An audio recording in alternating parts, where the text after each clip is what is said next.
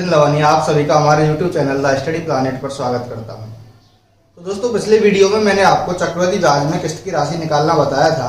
उसी में आगे बढ़ते हुए मैं आपको बताने वाला हूं कि साधारण ब्याज में किस्त की राशि कैसे निकाली जाती है। तो मेरे साथ बने रहिए और वीडियो देखते रहिए। देखिए, पहला क्वेश्चन है कि 770 रुपये को 5 वर्षों में 5 बराबर वार्षिक किस्तों में चुकाया जाता है। यदि साधारण ब्याज की दर 5% वार्षिक हो तो प्रत्येक किस्त की राशि ज्ञात कीजिए।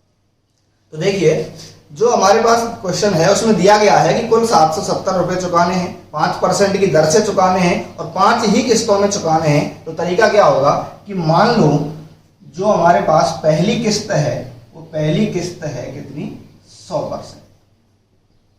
पहली किस्त 100% है। तो अब दूसरी जो किस्त होगी उस पर ब्याज दिया गया है 5% दर से, तो इसमें 5% बढ़ाएंगे तो ये होगा 105।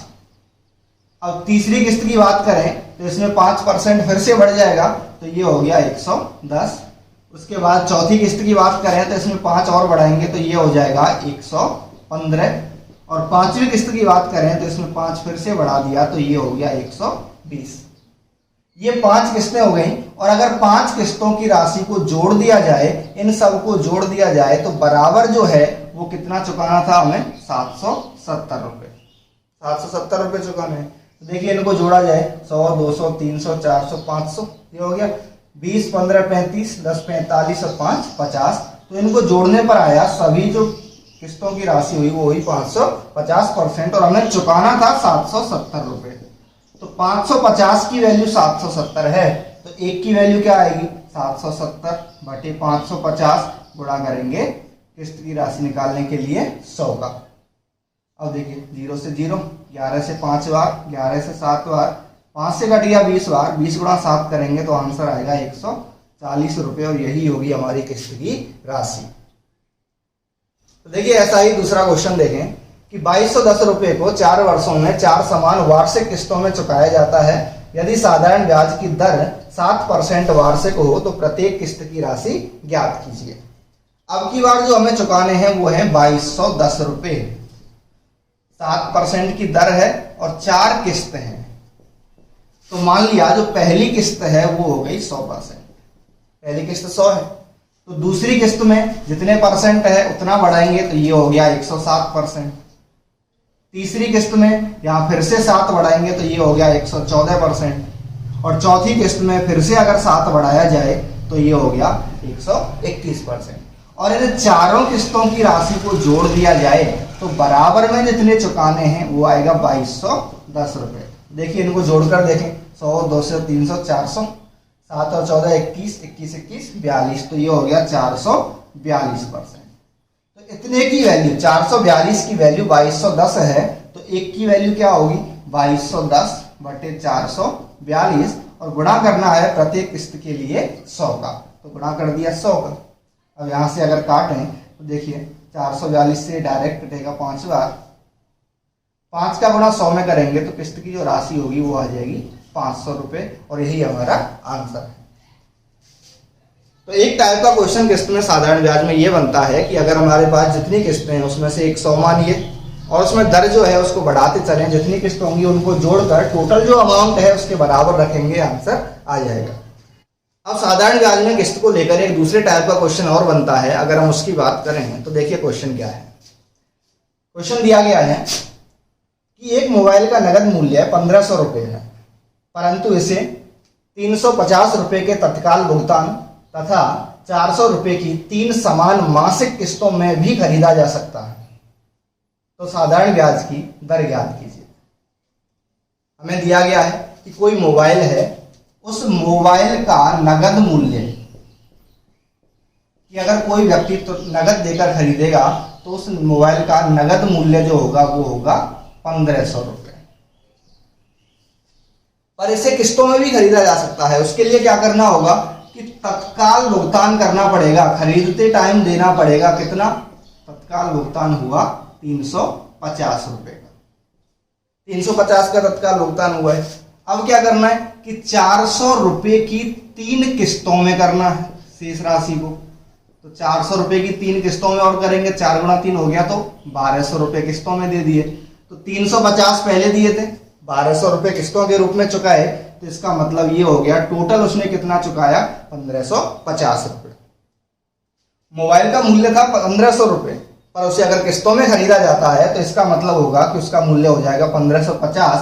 तो इसका मतलब मुझे ये बताइए कि उसे कुल कितने रुपए का ब्याज देना पड़ा, 50 रुपए का। तो अब मुझे ये बताइए कि अगर कोई मोबाइल 1500 का है, उसमें से हमने 350 रुपए का तुरंत भुगतान कर दिया था, तो जो ब्याज लगेगा वो कितनी राशि पर लगेगा।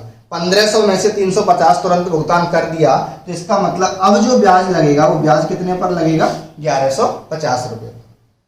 तो हमें 3 किस्तों में देना है, तो पहले तो ब्याज लगेगा 1150 पर, 3 किस्त चाहिए तो 3 राशि होंगी, तो पहले 400 का भुगतान करेंगे, इसमें से 400 और दे देगा, तो इसका मतलब अब ब्याज कितने पर लगेगा, 750 पर। उसके बाद फिर से 400 दे देगा, फिर से अगर 400 देगा तो अब ब्याज कितने पर लगेगा, 350 पर। ध्यान रखना 3 किस्तें हैं तो ये संख्याएं भी 3 होनी चाहिए। इनको अगर जोड़ दिया जाए, इनको अगर जोड़ें तो टोटल कितना हो गया, 0, 5 3 15, ये हो गया 1, 7 3 10 2 22, तो ये हो गया 2250 रुपये। इस 2250 पर ब्याज लगेगा, तो इसको मान लिया मैंने क्या, मूलधन। अब हमें निकालनी थी दर, तो दर बराबर क्या होता है, ब्याज गुणा 100 बटे मूलधन गुणा समय। तो ब्याज तो है 50 गुणा 100 बटे मूलधन है 2250 गुणा समय। ध्यान रखना मासिक किस्त था, प्रत्येक महीने का ब्याज निकाल रहे हैं, तो प्रत्येक महीने के लिए 1 महीना हो गया मासिक के लिए, और मासिक है तो वर्ष में बदलेंगे तो बटे में क्या आएगा, 12।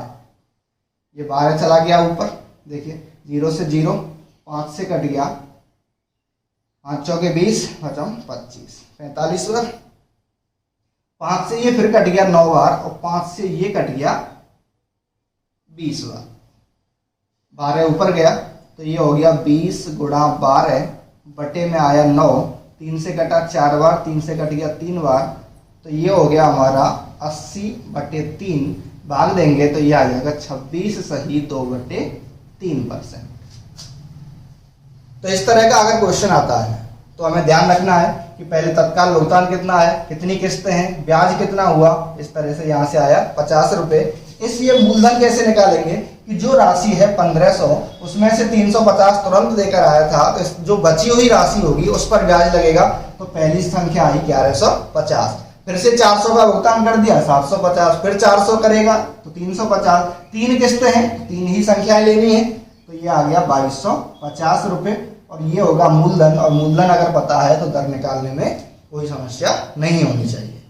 अब अगला क्वेश्चन देखें, ऐसा ही हमें दिया गया है कि किसी पेन का नगद मूल्य 60 रुपए है, परंतु इसे 20 रुपए के नगद भुगतान तथा 8 रुपए की 6 समान मासिक किस्तों में भी खरीदा जा सकता है, तो ब्याज की दर ज्ञात कीजिए। देखिए पेन का नगद मूल्य कितना दिया हुआ है, पेन का नगद मूल्य कि अगर तुरंत खरीद कर लाएंगे तो वो होगा 60 रुपए, और अगर कोई किस्तों में खरीदना चाहता है तो किस्तों में खरीदने के लिए क्या होगा, हमें कहा गया है कि तुरंत भुगतान करना पड़ेगा। कितना तुरंत भुगतान किया है 20 रुपए, और 8 रुपए की 6 किस्तें हैं, तो 8 रुपए की 6 किस्तों में कितनी धनराशि देनी पड़ेगी, 48 रुपए। तो इसका मतलब उसने कुल कितने रुपए चुकाए, 68 रुपए। 60 रुपए का पेन था, 68 रुपए चुकाने पड़े, इसका मतलब उसने कितने रुपए का ब्याज दिया, 8 रुपए का। तो ये तो हमने ब्याज निकाल दिया। अब हमें मूलधन निकालना है, तो वो कैसे निकालें, 60 रुपए का पेन था, 20 रुपए का तुरंत भुगतान किया, तो इसका मतलब ब्याज कितने रुपए पर लगना शुरू होगा, 40 रुपए पर। तो पहली संख्या आई 40। अब 8-8 रुपए की 6 किस्तें हैं, तो 8-8 रुपए कम करें, पहले 8 रुपए कम होंगे, ये हो गया 32, फिर 8 कम होंगे, ये हो गया 24, फिर 8 कम हो गया 16, फिर 8 कम हो गया 8, फिर 8 कम हो गया तो 0। 6 किस्तें हैं, 6 संख्याएं लिखनी होंगी। अब इनको जोड़ा जाए, देखिए 24 16 40 32 8 40, तो इनको जोड़ेंगे तो ये आ गया 120 रुपए, और ये क्या माना जाएगा, मूलधन। अब हमें दर निकालना है, तो दर बराबर वही ब्याज 8 रुपए, ब्याज गुणा 100 बटे मूलधन 120 गुणा मासिक किस्त है तो 1/12, 0 से 0, 12 से 12, 8 गुणा 10 करेंगे तो आंसर आएगा 80%। दर निकालने का तरीका समझ गए होंगे। चलिए एक क्वेश्चन और करते हैं ऐसा ही।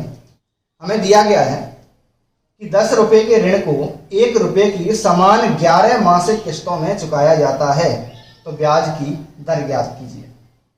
11 मासिक किस्तों में चुकाना है, 10 रुपए का ऋण था।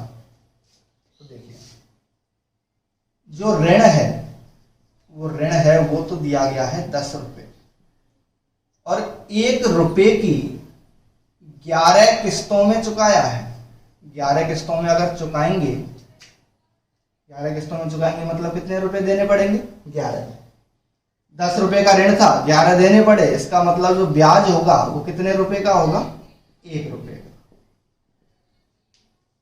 अब वही मूलधन निकालना है, तो 10 रुपए का ऋण था तो पहले तो ब्याज लगेगा 10 पर, अगले महीने 1 रुपए उसने चुका दिया तो अब लगेगा 9 पर, फिर 1 चुकाएगा 8, 7, इसी तरह से 1-1 रुपए चुकाता जाएगा।